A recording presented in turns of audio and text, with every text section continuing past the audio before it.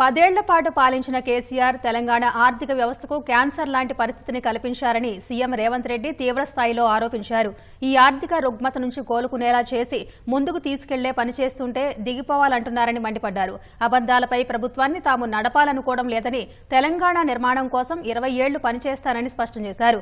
రాష్ట్రంలో ప్రభుత్వ బడుల్లో ఏటికేడు తగ్గిపోతున్న విద్యార్థుల సంఖ్యపై ప్రభుత్వంతో పాటు ఉపాధ్యాయులు ఆత్మ పరిశీలన చేసుకోవాల్సిన అవసరం ఉందన్నారు. హైదరాబాద్ రవీంద్ర భారతిలో కొలువుల పండుగ కార్యక్రమంలో సీఎం రేవంత్ రెడ్డి పాల్గొన్నారు. 1292 మంది జూనియర్ లెక్చరర్లు, 240 మంది పాలిటెక్నిక్ లెక్చరర్లకు సీఎం నియామక పత్రాలు అందజేశారు. న్యాయస్థానంలో ఉన్న చిక్కుముడులు విప్పుతూ 57,946 ఉద్యోగాలు ఇచ్చామని, దేశ చరిత్రలోనే ఏడాదిలోనే ఇన్ని కొలువులు భర్తీ చేసిన ప్రభుత్వం మరొకటి లేదన్నారు. 10 ఏళ్లు విద్యాశాఖ నిర్లక్ష్యానికి గురైందని, దేశంలోనే రాష్ట్రం అట్టడుగు నుంచి 2వ స్థానంలో ఉండటం బాధాకరమన్నారు. ఉపాధ్యాయుల నియామకాలు, 100 యంగ్ ఇండియా రెసిడెన్షియల్ స్కూళ్ల నిర్మాణంతో విద్యా వ్యవస్థ ప్రక్షాళనకు నాంది పలికామని సీఎం వివరించారు. ప్రైవేటు స్కూళ్లలో చదువుకునే విద్యార్థుల మీద పెడుతున్న ఖర్చు 25-30 వేలుంటే, ప్రభుత్వంలో చదువుకుంటున్న స్కూళ్లలో 80 నుంచి ₹1,00,000 ఖర్చు అవుతుంది. 80,000 నుంచి ₹1,00,000 వరకు ఖర్చు అవుతున్న దాంట్లో ప్రధానమైన ఖర్చు అధ్యాపకుల యొక్క జీతభత్యాలు. ఇంత ఖర్చు పెట్టి మనము ఇది ఖర్చు కాదు, ఇది భవిష్యత్తు పెట్టుబడి అని ప్రభుత్వం భావిస్తుంది.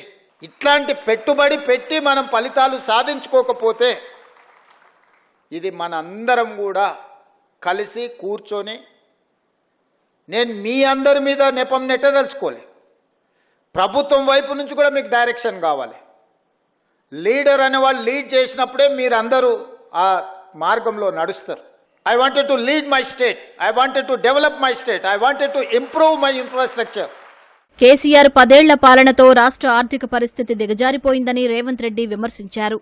ఉద్యోగులకు సమస్యలున్న మాట వాస్తవమేనని, ప్రభుత్వానికి సహకరించబోమంటే నెలనెలా జీతాలు ఇవ్వలేని పరిస్థితి వస్తుందన్నారు.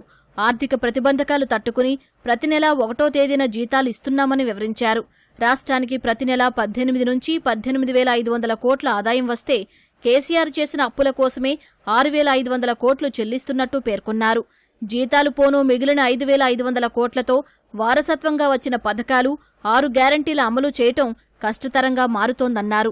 అయినప్పటికీ ప్రాధాన్యతా క్రమంలో అమలు చేస్తున్నట్లు తెలిపారు. ప్రతి నెల రాష్ట్ర ప్రభుత్వానికి 18,000 నుంచి 18,500 కోట్ల రూపాయల ఆదాయం ఉంది. 6,500 కోట్ల రూపాయలు ప్రభుత్వ ఉద్యోగస్తుల జీతభత్యాలు, పెన్షన్లు, అవుట్సోర్సింగ్, కాంట్రాక్ట్ ఏదన్నా అనుకోండి, మీకు ప్రతి నెల జీతభత్యాలు ఇవ్వడానికి 6,500 కోట్లు పోతున్నాయి. ఇంకొక 6,500 కోట్లు అయ్యగారు చేసిన అప్పులకు తప్పులకు ప్రతి నెల 10 తారీఖు లోపల కట్టాల్సి వస్తుంది. 13,000 కోట్ల రూపాయలు అయిపోయినాయి. ఇక నా దగ్గర ఎంత మిగిలిందా అంటే 5,000 నుంచి 5,500 కోట్లు. ఇక నేను మిమ్మల్ని అడుగుతున్నా, ఈ 5,000 నుంచి 5,500 కోట్లల్లో 25-30 ప్రభుత్వ సంక్షేమ పథకాలు ఉన్నాయి.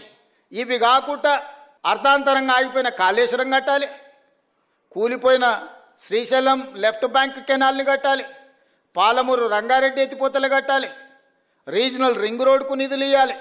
ఈ రాష్ట్రంలో ఏం అభివృద్ధి చేయాలన్నా కూడా ఇందులో నుంచే తీయాలి. ఇవన్నీ కలిపితే నాకు ఇంకొక 18,000 కోట్లు కావాలి. వాస్తవంగా ఆయన కాంట్రాక్టర్లకు అగ్రిమెంట్లు చేసిండు, ఆయన కమిషన్లు తీసుకొని ఆయన వెళ్ళిపోయిండు.